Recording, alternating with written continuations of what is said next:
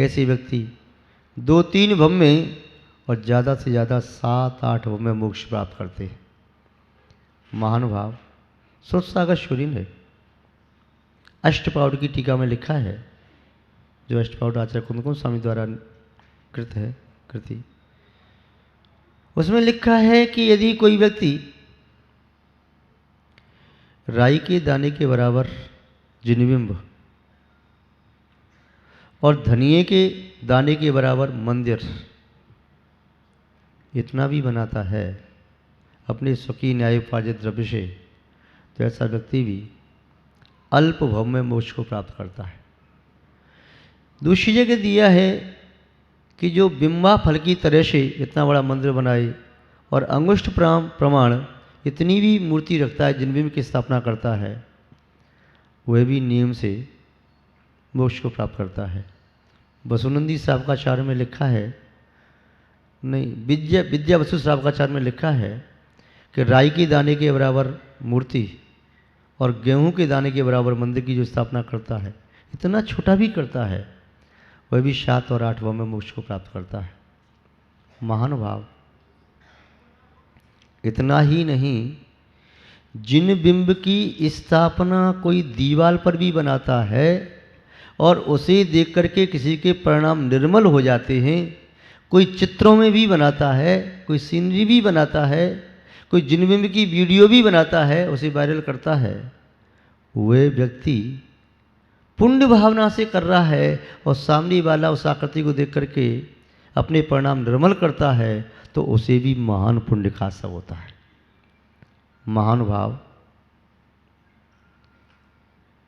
चाहे श्री रामचंद्र जी हों और चाहे अन्य अन्य महापुरुष हों, जो जिनबंध की स्थापना करते हैं, सौदामिंद्र तो करता ही है, तीर्थंकर के जन्म के पूर्व तृतीय काल में की थी अयोध्या नगरी में।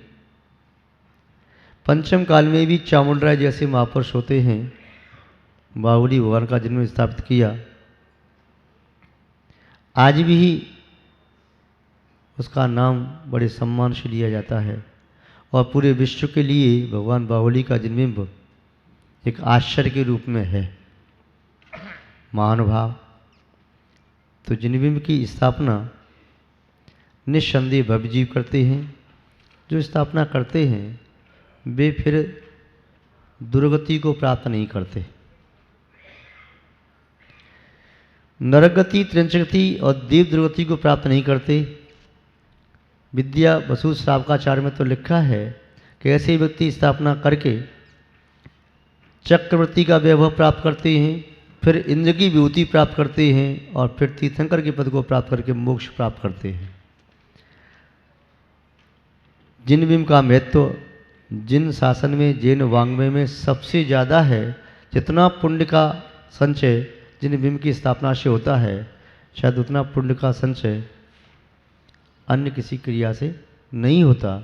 उसका भी कारण ये है कि जिनबिंब हजारों साल तक रहेगा। संभव है कि 18,500 वर्ष पंचम काल के बाकी रह गए तो 18,500 वर्ष तक रहे।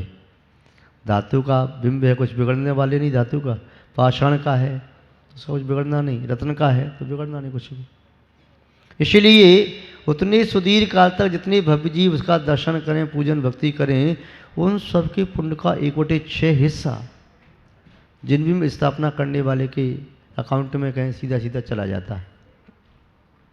इसीलिए लोग प्राय करके सोचते हैं जीवन में कभी मैं कोई पुण्य का कार्य कर पाऊँ या न कर पाऊँ, किंतु अपनी सामर्थ्य के अनुसार जिनबिंब की स्थापना जरूर करो।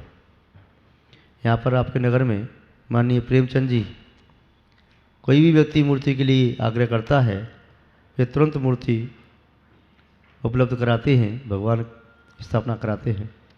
और भी कई पुण्यात्मा महानुभाव हैं जिन्होंने बड़े बड़े मंदिर, विशाल मंदिर बनवाए, एक नहीं कई मंदिर बनवाए। निकुंज जी बैठे हैं यहाँ पर, शायद चले गए क्या निकुंज जी,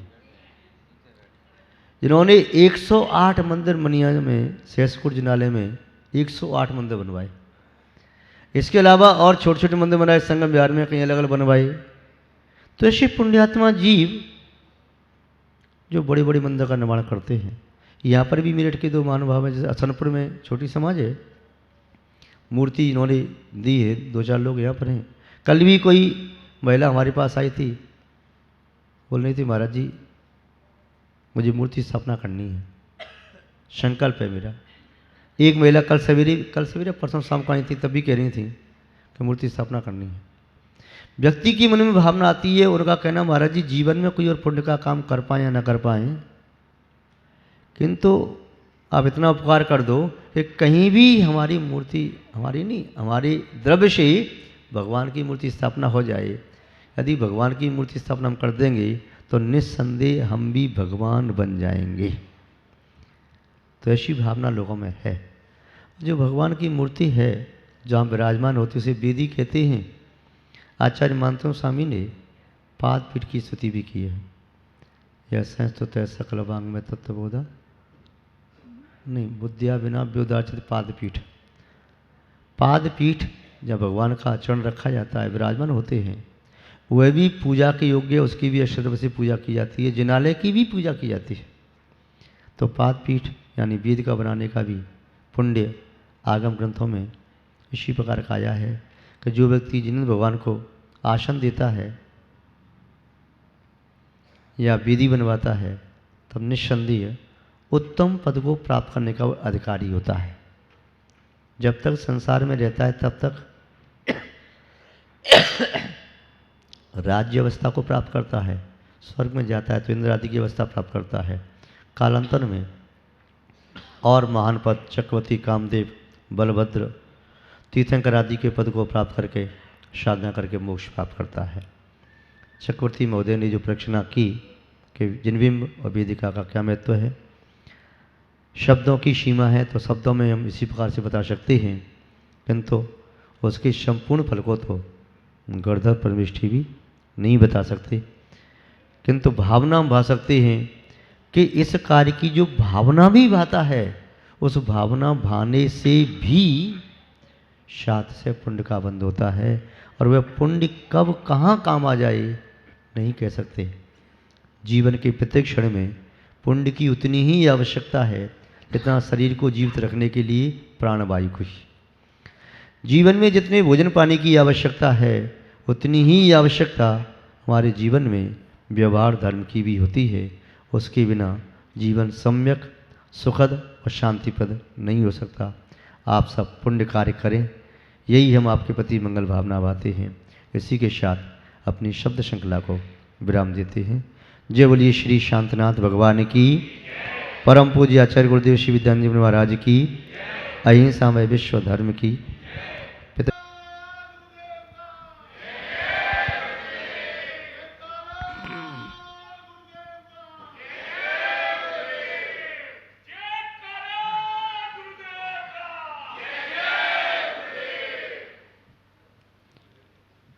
शाश्वत धर्म का प्रवर्तन करने वाले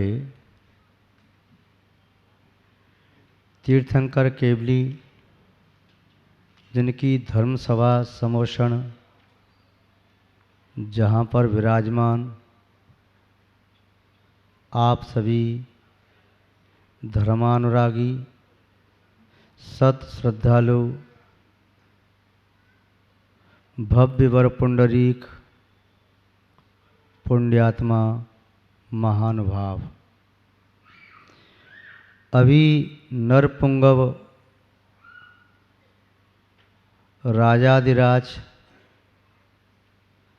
चक्रवर्ती महोदय ने प्रश्ना की, ऐसा कौन सा कार्य है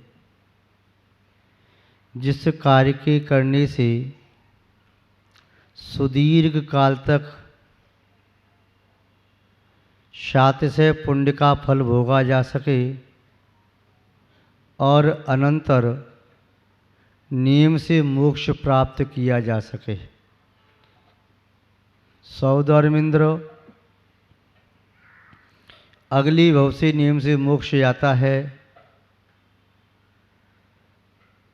लोकपाल मोक्ष आते हैं अगली भव से। दक्षिणेंद्र सभी अगली भव से मोक्ष आते हैं। लौकांतिक देव अगली भव से मोक्ष आते हैं। अहम इंद्र सर्वा सिद्धि के नियम से अगले बहुत से मोक्ष आते हैं। अनुत्तरवासी यमिंद्र बीच में 2 भव लेकर के मोक्ष आते हैं। चक्रवर्ती पुण्यात्मा होता है। 6 खंड राज्य का संचालन करता है। नवनिधि 14 रत्न होते हैं। 32,000 मुकुटबद्ध राजा उनके चरणों की सेवा करते हैं। 96,000 दिव्यांगनाओं जैसी सुंदर उसकी रानियां होती हैं। लाखों पुत्र पुत्रियां एवं अनुचर सहचर आदि होते हैं। ऐसे पुण्य पद की प्राप्ति कैसे होती है? बलभद्र, कामदेव, महायज्ञ नायक, कुबेर इंद्र आदि पुण्य पद की प्राप्ति कैसे होती है? ये जिज्ञासा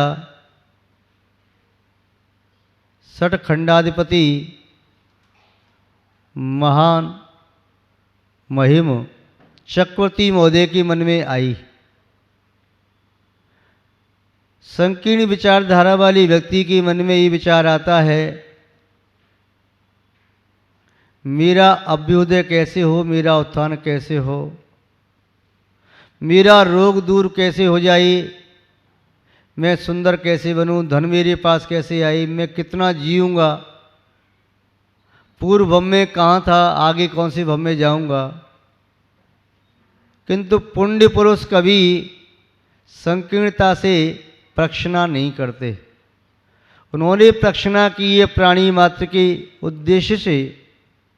कोई भी व्यक्ति उस कार्य को जान करके कर सकता है जिस कार्य के करने से चक्रवर्ती आदि का वैभव प्राप्त होता है, जिस कार्य के करने से सौधर्म इंद्र आदि का वैभव प्राप्त होता है, कुबेर इंद्र महायज्ञ का वैभव प्राप्त होता है, बलभद्र और कामदेव का वैभव प्राप्त होता है, अहम इंद्र का वैभव प्राप्त होता है।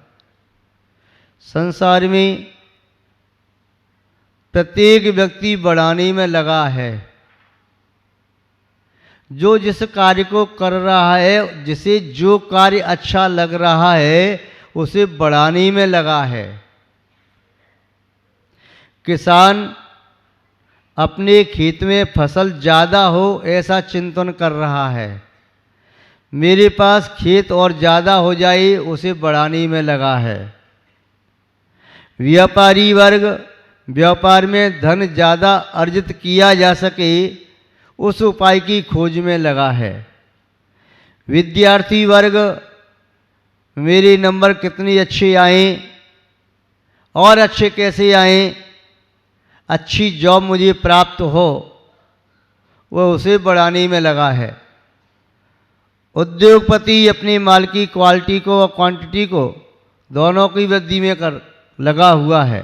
अच्छी अच्छी क्वालिटी आए और क्वांटिटी भी बहुत ज़्यादा, उसके माध्यम से आउटपुट हो, इनपुट कम से कम, आउटपुट और बढ़ता चला जाए। हर व्यक्ति बढ़ाने के प्रयास में है।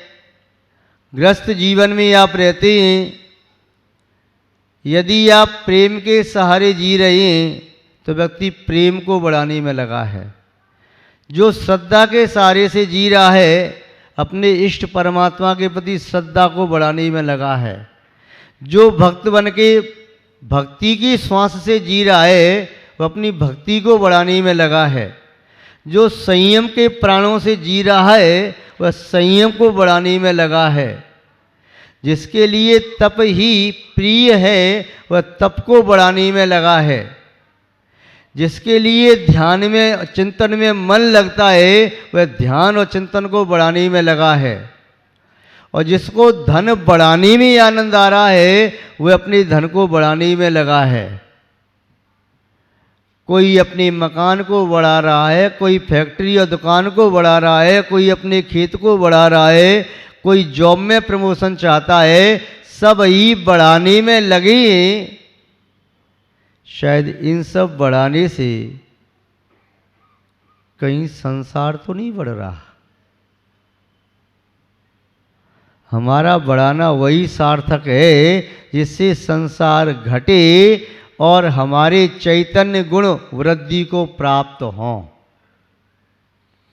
एक व्यापारी कहता है कि मैं अपने व्यापार में 10% लाभ प्राप्त करता हूँ सब खर्चे निकाल करके। दूसरा कहता है तू मूर्ख है, मैं तो 15% लाभ प्राप्त करता हूँ सब खर्चे निकाल के। तीसरा कहता है 25% तो मेरे ईमानदारी के धर्म के हैं। एक कहता है तुमने 25% कमाया तो क्या कमाया, 1 करोड़ का 1.25 करोड़ किया है तुमने साल भर में। मुझसे पूछो, मैं तो 1.5 करोड़ का लेता हूँ। दूसरा कहता है तूने भी कुछ नहीं किया, मेरा व्यापार तो ऐसा है दूनी से कब तो कोई बात ही नहीं होती। सबकी अलग अलग व्यापार हैं। उद्योगपति कहता है मौका है, मौका मिल जाए तो मेरी 4 रुपए की चीज़ 40 में भी बिक जाए। मौका मिल जाए 10 रुपए का आइटम मेरा 150 में भी चला जाए। मौके की बात है। मैं मौके पर कितना कमाता हूँ कोई मेरा हिसाब नहीं लगा सकता। शेयर मार्केट वाला MCX वाला कहता है अब हमसे मत पूछो, सप्ताह में रोडपति बन जाते हैं, सप्ताह में करोड़पति बन जाते हैं। कितना कमाते हैं मालूम नहीं, शुक्रवार शनिवार को क्या हो जाता है।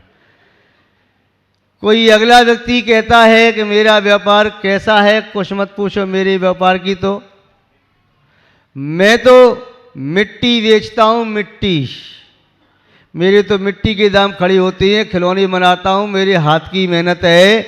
फाइबर के खिलौने बनाता हूँ, मिट्टी के बनाता हूँ। बस रॉ मटेरियल ज़्यादा से ज़्यादा 2% लगता है, 98% प्रॉफिट कर लेता हूँ मैं तो मेहनत मान करके। कोई व्यक्ति पानी बेच रहा है, कोई रेत और बालू बेच रहा है, कोई पत्थर और कंकड़ बेच रहा है, कोई गिट्टी बेच रहा है, कोई सीमेंट को बेच रहा है। जैसे मिल रहा है वैसे धन को बढ़ाने में लगा है।